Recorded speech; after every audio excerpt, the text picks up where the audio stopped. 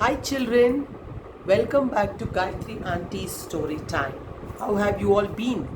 Give me a thumbs up if you're doing fine. I'm doing fine. I'm so happy to come back to you with one more good story. But before that, let's do our story time song. Are you ready? Okay. Will you all join me in my story time? Will you all join me in my story time? It's interesting, it's not boring. I promise you won't be snoring. Will you all join me in my story time? When it's story time, it's also looking time. When it's story time, it's also listening time. It's interesting, it's not boring. I promise you won't be snoring. Will you all join me in my story time? So, ready to join me in my story time? Today's story is The Cranky Cockatoo by Susan Perro. Okay? Cranky Cockatoo. You know what's a cockatoo? It's a bird. I'm sure you know that. Yes?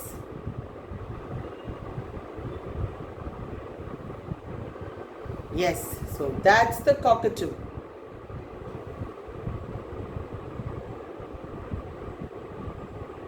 Yes, can you see it? Yes.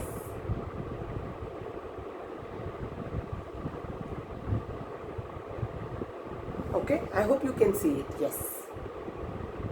So, Cockatoo was not very popular with her friends.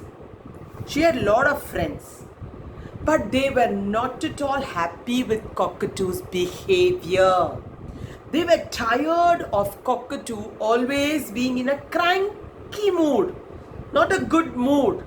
She is using her beak to nip and hurt them.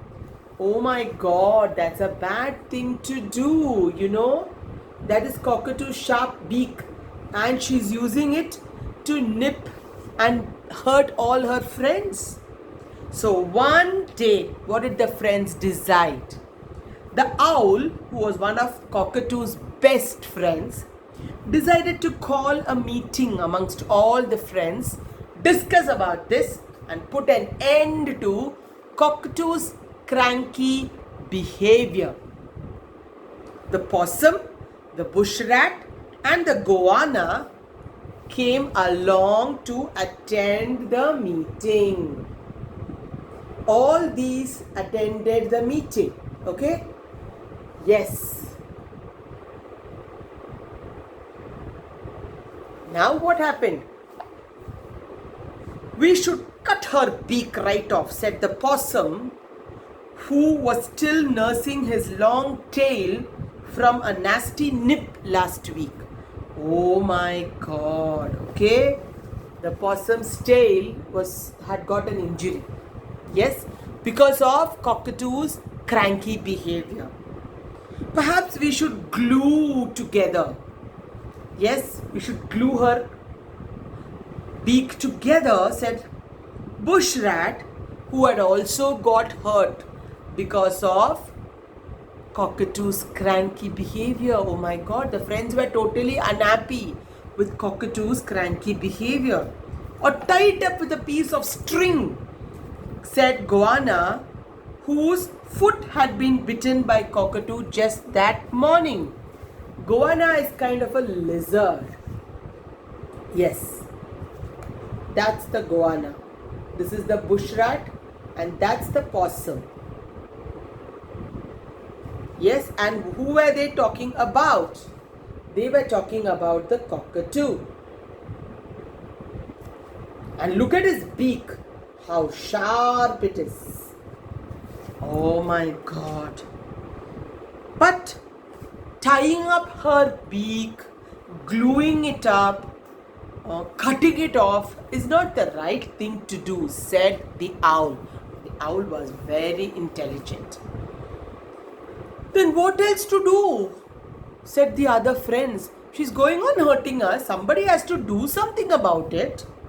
What if we can help Cockatoo to stop hurting us, and we can teach her how to do it. We can help her learn to stop hurting us. He was very understanding. The other friends agreed. Yes, Mr. Owl, you are too good. You think of the best ideas. Now, how do we do it and what do we do it? They had enough of Cockatoo's cranky mood, so they didn't want to take any more chance. And they also said, will Cockatoo be ready to learn? Will she be ready to agree to change the way she's doing? Owl wandered slowly. He walked up and down. Let me think. He walked front and back, up and down, thinking, front and back, up and down, thinking. Then what happened? I have an idea, he told his friends. I will make a thick cap for Cockatoo to wear on her beak. This might help her to be more careful. Owl was very excited by this idea. It's a wonderful idea. I'll make a cap for the beak. A cap, right? We wear it here. But now Cockatoo is going to get a different cap for her beak. He flew up to his tree home to gather some sticks for the weaving loom. And in that time, the other forest friends agreed to collect some long vine. Yes, vines. These are the vines. Creepers, the vines. Different kinds of vines they brought. When the owl returned, there was a big pile of vines ready for him, and off he started his work. What was his work? Weaving a cap. Yes? He started intertwining everything together. Intertwining. And now, just as he was finishing his work, the Cockatoo arrived at that spot. What's happening, friends? She asked, because she was very curious to know what her friends had been up to all the morning. Did I miss something nice? Basically, Cockatoo was a very friendly bird. It's just that when she got a little upset or cranky for no reason, she was trying to hurt others. And that's what they wanted to stop. Quickly, Owl said, "Hi, Cockatoo, come. We were just thinking of you. We have a present for you." And he said, "It's a cap." Wow! Cockatoo imagined different images of Cockatoo with different kinds of caps. Would it be a scarf on my head? Would it be like a pirate's cap? Oh my God. Would it be a cap that we wear for the sun? Would it be a cap that looked like the tortoise shell? Would it be a cap that is got, flowers attached to it? Would it be a cap with a glass, with the spectacles attached to it, which I can wear during summer and sip my cool drinks? What kind of a cap? Tell me, I can't wait to see it. Cockatoo was so surprised because never before had anyone given her a gift. So sad. She was so eager. She was so excited. And she pulled the cap on over and she saw it. He said, "It's not for your head, it's for your beak. It's a different cap." She put it on her beak and she fit perfectly. She was so happy. And for the rest of the day, the friends played together. The cockatoo, the rat, the lizard, the owl, the possum, they all played together. There was no nipping or hurting, just playing. Why? Because the cockatoo's beak had a cap on it. And the cockatoo could not believe it. Yes.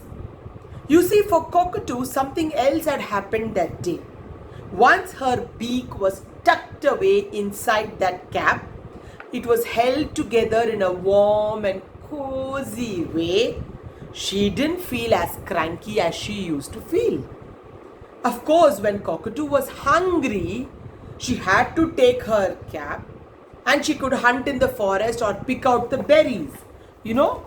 This is how the cockatoo hunts down and eats something.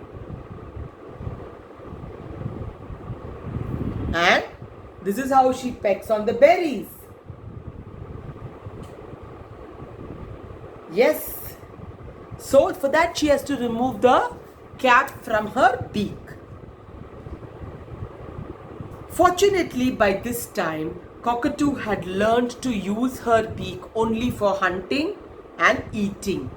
So she now knew to be more careful when she was playing with her friends. She realized that the beak was not meant to nip and hurt her friends. Just like that. You know, the forest friends were so surprised, impressed, happy how wise the owl had been. They came and told Owl, "Oh, we are sorry that we gave you wrong ideas. You are the best person to give her the right gift. You wanted to help the friend and not punish the friend. You understood that she was not doing it deliberately, and we had to deal with her in the best way because she's our best friend." So the cranky cockatoo became the happy cockatoo, and she always loved playing with her jungle friends. The end. Did you all like the story of the cranky cockatoo? I'm sure you would have loved it. I'll see you again another day with another story. Until then, you know what Gayatri Aunty says. Stay home, stay safe, eat healthy food, keep smiling and stay happy. See you. Bye-bye.